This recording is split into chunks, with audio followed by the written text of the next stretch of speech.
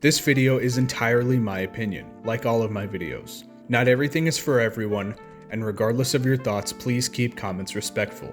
I do have issues with Rebirth, and I'm not someone who simply likes every movie that I see.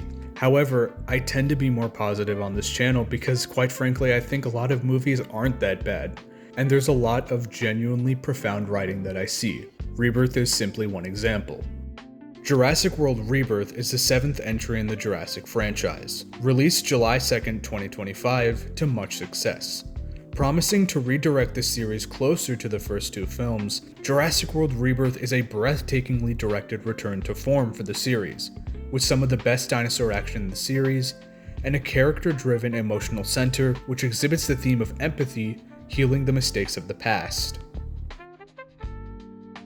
Rebirth intended to return to the dashes of horror that the original and its sequel, The Lost World, kept as a core part of their identity. As such, it makes some of the most thrilling, standout action set pieces in the entire series. By doing this, it also keeps the prehistoric animals' behavior much more in line with the originals, in a very refreshing manner, offering the animals nuance and understanding while preserving their danger in these tense moments. The first example, and one of the earliest in the film, is the intense joint Mosasaurus-Spinosaurus boat attack scenes. One among many, the sequence is up there as possibly one of the best in the entire franchise. It looks beautiful, shot expertly by Gareth Edwards, who uses his VFX background and specialty in scale to make the segment awe-inspiring. The true scale of the Mosasaurus, mixed in with the thrilling nature of Scarlett Johansson's Zora Bennett hanging by a thread, almost snapped up by its jaws, is a perfect example of the return to thrills that Rebirth nails. They added to the tension with a really clever setup in the beginning through the attack on the Mariposa and the Delgado family. The Spinosaurus sails looming in the background as an incoming threat, and receiving just a taste of the Mosasaurus' pure size and strength. There are plenty of moments where you see just how gargantuan the Mosasaurus is, making it all the more intense knowing it's capable of destroying the boat and leaving the crew to the hands of the Spinosaurus. Speaking of, they added a truly Jaws-like aspect to the scene with the sails circling around the boat. While the Mosasaurus sees the boat as a threat, the Spinosaurus is specifically looking to hunt the protagonists themselves. Them taking Atwater and later Nina also helps to genuinely establish their threat, which is a running idea in the film. Rebirth is heavier on kills, especially for characters which hadn't been shown as evil, re-establishing the stakes of being on this island of mutants. Furthermore, while these characters are all experts in their field, they still don't have much power over these animals or the ecosystem around them. This makes their lack of power really clear, and allows for the stakes to be driven even higher. However, the Spinos and Mosa's intentions of territorially destroying the boat and hunting for food also displays that the dinosaurs of Rebirth are truly animalistic. The film, through the character of Henry Loomis, goes out of its way to explain the mutualistic behavior between the Mosasaurus and the Spinosaurus, with each helping each other out to keep their oceanic territory clean. These are some great speculative behaviors that also add to the tension, such as the Mosasaurus being whale-esque in its attack patterns and the Spinosaurus being akin to sharks, with their sails visibly circling around the Essex. The Mosasaurus sees the boat as a threat and wants to defend itself, and the Spinosaurus simply needs to eat. They're not portrayed as monsters, and you can understand that behavior, but it never takes away from the tense moment of the scene, because, though they're animals, they're also giant and don't see survival the way humans do. The other sequence I want to mention in reference to the return to horror is the excellent opening of the film featuring the Distortus Rex. The sequence is just a phenomenal tone setter for Rebirth. The ominous red lighting, the convincing performances, and sense of scale makes the moment such a shocking but effective moment of classic Jurassic horror, but once again modernized and refreshed. It introduces the aesthetic of Isle Saint-Hubert, a really well-built and satisfying science fiction retrofuturistic aesthetic. Rebirth is kind of like the alien Romulus of the Jurassic series, and I'm all for it. This is all supported by Alexandre Desplat's wonderful score, which was key to making Rebirth have such a strong mood and sense of atmosphere akin to the original, filled with equally as many ominous tones as it is wondrous and adventurous tones.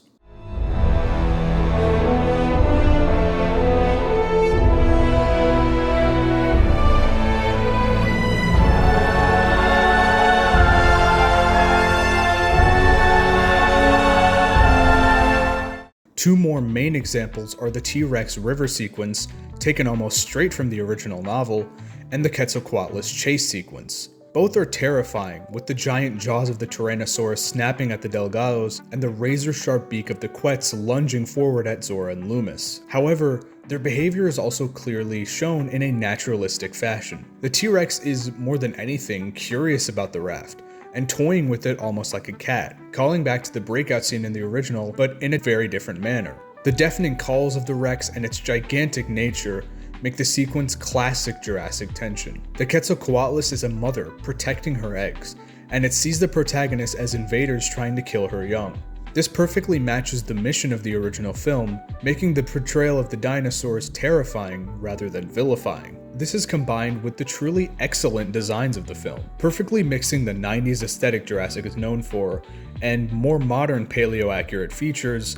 It's a wonderful update of these previous designs. It's a great compromise between keeping the style of the series and keeping up with modern science. To add on to this, the sense of scale is expertly used here to create some scenes that haven't felt so awe-inspiring and massive since the originals. The Titanosaurus scene feels like just a true celebration of these animals and this franchise. The updated designs, masterful direction, naturalistic but still effective behavior, and wonderful score come together to become a really intense and thrilling film that keeps the nuance and depth that the original afforded to its sequences. A core aspect which I failed to mention yet that makes all of the sequences genuinely work are the characters. Rebirth introduces an entirely new cast of characters with minimal to no connection to any of the previous cast, leaving them all to truly stand on their own. Furthermore, it leads us directly into the Crichton Gilded theming of reconnection and empathy, allowing us to heal the mistakes of our past. Paleontologist Dr. Henry Loomis, played by Jonathan Bailey, is a really fun and charming lead with boatloads of nerdy little charisma. It's really engaging to see him get overjoyed explaining how these animals work. But more importantly, Loomis is the moral core of the film.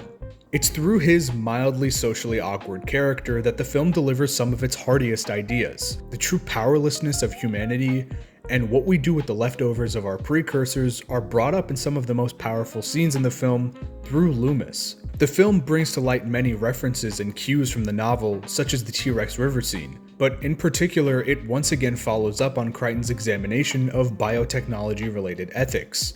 In particular, Rebirth chooses to lean into the highly underutilized and very interesting side of pharmaceuticals, and how we handle advancements in this increasingly cynical and corporate-run world. It's exactly the kind of commentary that Jurassic Park would take advantage of. To be more specific, the rapport between Loomis and Zora Bennett, played by Scarlett Johansson, is focused around the dilemma of whether or not this new life-saving drug, created by the DNA they went to Isle Saint-Hubert to retrieve, should be given to the Parkergenics company or open source for the entire world to have. While Bennett is focused on her paycheck, Loomis once again returns as the very strong moral compass, arguing to give this huge medical advancement to the world. Not only is it based on real science, as experts often study large animals to understand immune benefits, but it's this kind of real-world science-based moral dilemma that makes the series what it is. To elaborate more on the aforementioned Zora, her arc in this movie is portrayed in a manner which I'll mention a lot, simply and effectively. Zora is a mercenary who, as of recently, has been surrounded by death. Whether it be her close friend or her own mother, whose funeral she missed for, I assume, the sake of work, she has truly lost the connection to those around her. The film very clearly lays down her arc of relearning empathy and connecting to others in order to use the immense talent she has for good, instead of just for money. She learns to stop running away from the issues around her and faces them for the good of everyone else. To build from this, Duncan Kincaid, played by Mahershala Ali, is a crucial stepping stone in pushing Zora through her arc and the message of empathy. Duncan lost his own son, which puts him in a surprisingly dark place along with Zora's backstory. This trauma causes hostility towards Ruben Delgado initially, and towards their mission.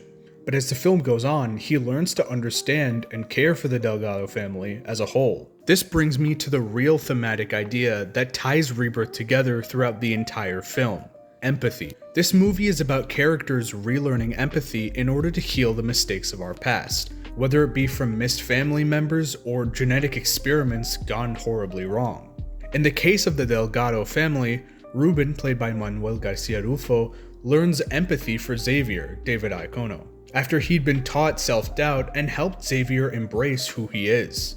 Ruben's arc not only allowed him to understand Xavier, but reconnected Teresa, played by Luna Blaze, and Bella, Audrina Miranda, after feeling distant with Teresa for leaving college. After Bella was traumatized by the Mosasaurus attack, and especially with the prejudice against these animals, she gains empathy for Dolores the Aqualops. This allows her to heal from her trauma and speak again, reconnecting with her family. Her empathy for nature and the animals allowed her to move forward.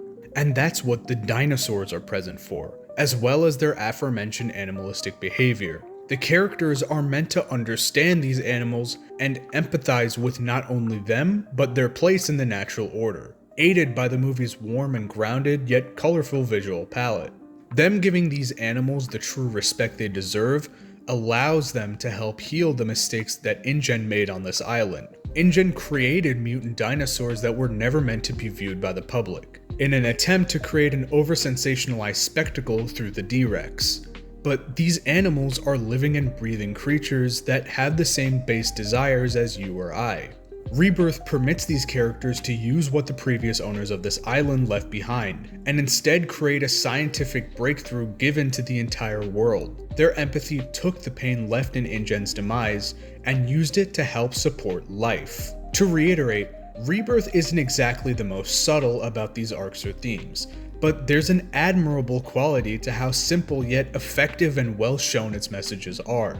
It wears its mind and heart directly on its sleeve. Even the audience is meant to feel this empathy. The Titanosaurus scene isn't just premiering the awe and wonder of these sauropods, you're supposed to understand and feel the same excitement that Loomis and the rest of the crew are. The straightforward but surprisingly profound character work, mixed in with the subtle world building of Isle Saint-Hubert, created an easily comprehensible entry point for allowing true emotional connection to ground the cast and the audience in the true wonder of this prehistoric natural world. Rebirth comes together to form a perfect mix of old and new, with a direct and unambiguous message in an increasingly cynical world. It returns to the tense action of the originals, beautifully shot in a new way by Gareth Edwards. These animals are threatening and dangerous while still being naturalistic. The characters all have clear arcs centered around emotional understanding and compassion, directly leading to Rebirth's theme of empathy, allowing science to move forward. The return to form in a new context is why Jurassic World Rebirth is a true Jurassic Park sequel.